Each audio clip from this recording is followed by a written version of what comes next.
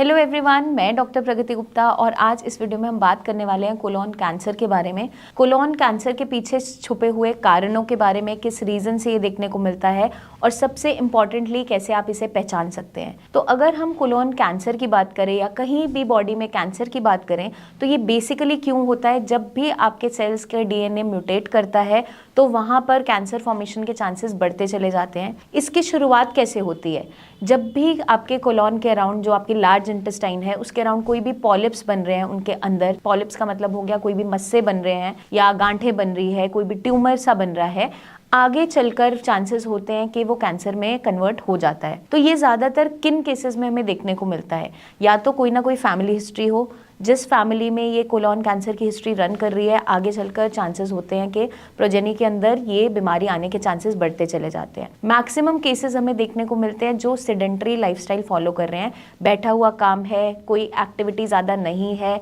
वज़न बढ़ता चला जा रहा है, मेटाबॉलिक डिसऑर्डर्स जुड़ गए हैं जैसे थायराइड इश्यूज़ है, डायबिटीज़ है या हाइपरटेंशन है, उन केसेस में भी कोलोन कैंसर के चांसेस बढ़ते चले जाते हैं। कुछ ऐसी एडिक्शंस है जिसके रहते हुए भी इसके चांसेस बढ़ते चले जाते हैं, जैसे एक्सेसिव स्मोकिंग या अल्कोहल का एक्सेसिव इंटेक, वो भी आपकी जो लार्ज इंटेस्टाइन है उसकी हेल्थ को, उसके अंदर जो वहाँ पर आपका माइक्रोबायोम है उसको भी डिस्टर्ब करता है और उसके रहते हुए आपके बॉवल हैबिट्स डिस्टर्ब होने स्टार्ट हो जाते हैं। तो ये एक कारण माना जाता है। साथ के साथ कुछ कंडीशंस में ये तब भी देखने को मिलता है जहाँ पर आपका डाइट इंटेक जो है वो अच्छा नहीं है। डाइट में अगर प्रोसेस्ड फूड ज़्यादा आप खा रहे हो, रेड मीट का इंटेक आप कर रहे हैं, फाइबर की मात्रा कम ले रहे हैं, तो उन लोगों में भी चांसेस होते हैं कोलोन कैंसर होने के, क्योंकि आप जितना कम फाइबर अपनी डाइट के अंदर लोगे उतना आपकी जो बॉवल है, मोशन है, वो अच्छी नहीं रहती। कभी कभार किसी को लूज मोशंस अचानक से हो जाते हैं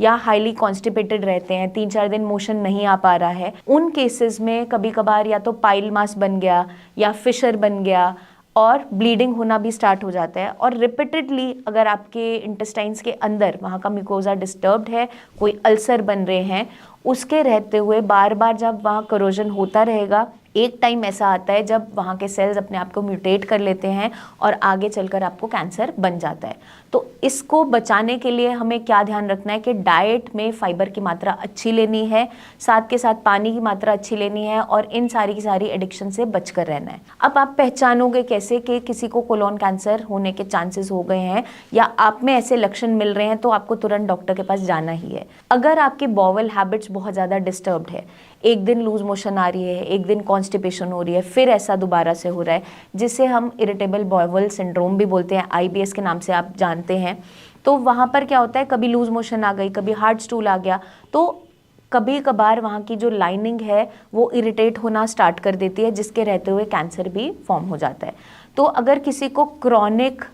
टाइम से या बहुत लंबे समय से क्रॉनिक डिजीज़ बन गया है, उनकी बॉवल मूवमेंट्स अच्छे से रेगुलर नहीं है, तो वहाँ पे कैंसर होने के चांसेस बढ़ते चले जाते हैं। आपके स्टूल में अगर ब्लीडिंग कॉन्टिन्यूसली आ रही है, कभी कभार क्या होता है कि आप मोशन के लिए गए तो फ्रेश ब्लड आ रहा है मोशन के साथ, या ब्लैकिश स्टूल आ रहा है, ब्लड मिक्स्ड आ रहा है, तो वहाँ पर भी ये परेशानी होने के चांसेस बढ़ते चले जाते हैं। अनएक्सप्लेन्ड वेट लॉस हो रहा है, आप खाना अच्छे से खा रहे हो, सब चीज़ें फॉलो कर रहे हो, लेकिन अचानक से वज़न गिरता चला जा रहा है, बहुत ज़्यादा थकावट हो रही है, हीमोग्लोबिन गिर गया है, कई बार आपको फ्रेश ब्लड नज़र नहीं आएगा मोशन के दौरान, लेकिन ऑकल्ट ब्लड आ रहा होता है आपके, जो जब भी स्टूल कल्चर करवाया जाता है, मतलब स्टूल के अंदर माइक्रोस्कोपिकली वहाँ पर ब्लड प्रेजेंट है, वो आप नेकेड आई से नहीं देख पा रहे, लेकिन वहाँ पर ब्लड लॉस हो रहा है। तो इसके रहते हुए हमें सतर्क होना ज़रूरी हो जाता है और अपनी हेल्थ पे ध्यान देना ज़रूरी हो जाता है, क्योंकि ये कैंसर के लक्षण हो सकते हैं। तो अगर आपको कोई भी ऐसे सिम्टम्स मिल रहे हैं, जैसे पेट में बहुत ज़्यादा क्रैम्पिंग हो रही है, ब्लोटिंग बहुत ज़्यादा रहती है